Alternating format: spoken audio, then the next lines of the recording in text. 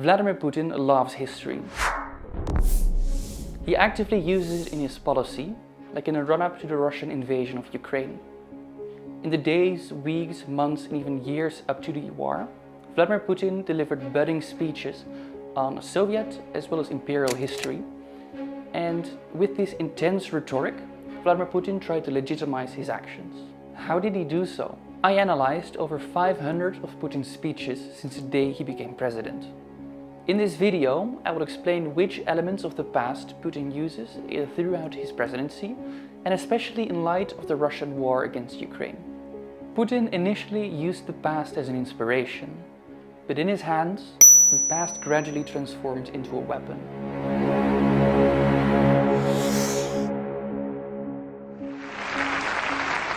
Putin did not always use history this way. In the beginning of his presidency, he used the past to shape a Russian identity. В России всегда испытывали к Германии особые чувства. Относились к вашей стране как к одному из наиболее значительных центров мировой и европейской культуры. Культура, для развития которой Россия тоже сделала немало. Back then, Putin actively expressed how European values were an organic part of the Russian way of life. He expressed this on multiple occasions, including here at the Bundestag. Sehr geehrte Damen und Herren, gerade eben sprach ich vor der Einheit der europäischen Kultur, и которая никогда не знала границ, всегда была нашим общим достоянием и объединяла народы. Over the years, this European orientation moved towards the background. Still, the roots of these ideas from Putin about Ukraine can be traced back to the very beginning of his presidency. Already in 2001, Putin said that he believed the Ukrainian and Russian people have common spiritual roots.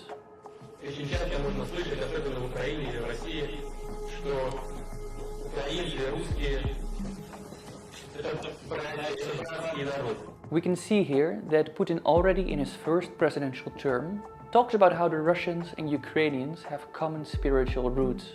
This is a very important development that continued to simmer in the background in the years that followed. Putin arguably had different intentions with these statements back then, as Putin at the time still primarily used history to foster positive international relations, but also shape a Russian identity.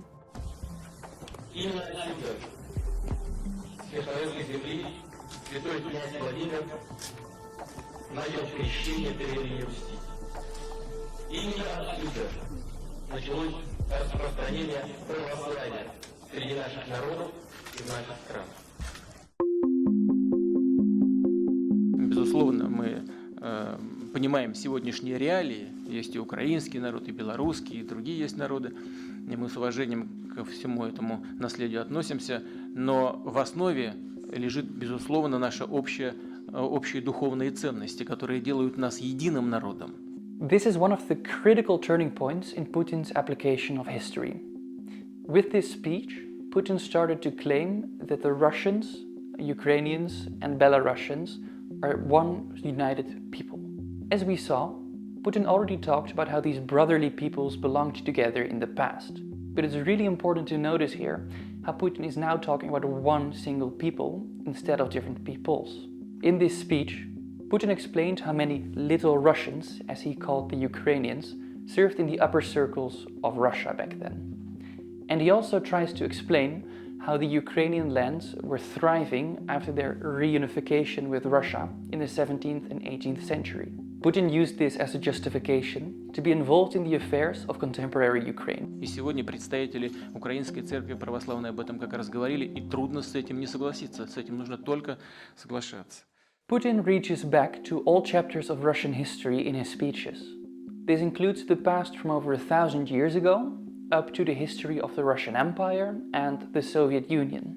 Мы хорошо знаем из истории, как в 1940 году и в начале 1941 года прошлого века Советский Союз всячески стремился предотвратить или хотя бы оттянуть начало войны.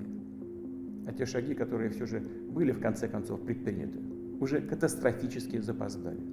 Especially the Second World War, or as the Russians call it, the Great Patriotic War, has a special significance for Putin. With the invasion of Ukraine, Putin sought to defeat supposed Nazism As the Soviet Union fought a heroic battle against actual Nazis, Putin uses this particular historic reference to rally support in the Russian population for the so-called special military operation, as Putin calls the war against Ukraine. Уважаемые товарищи, ваши отцы, деды и прадеды не для того сражались с нацистами, защищая нашу общую родину, чтобы сегодняшние неонацисты захватили власть на Украине. Народные республики Донбасса обратились к России с просьбой о помощи. Мною принято решение о проведении специальной военной операции.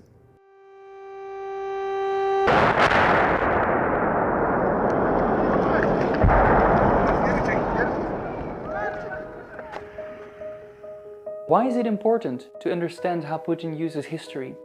Although Russia is not exactly a liberal democracy, its authoritarian leadership still needs public support and uses history to get there. As the Russian media are almost completely under control of the Kremlin, people only hear the Kremlin's version of history on the news. Knowing how Putin uses history to achieve his goals gives us an insight into the cards that Putin holds and plays.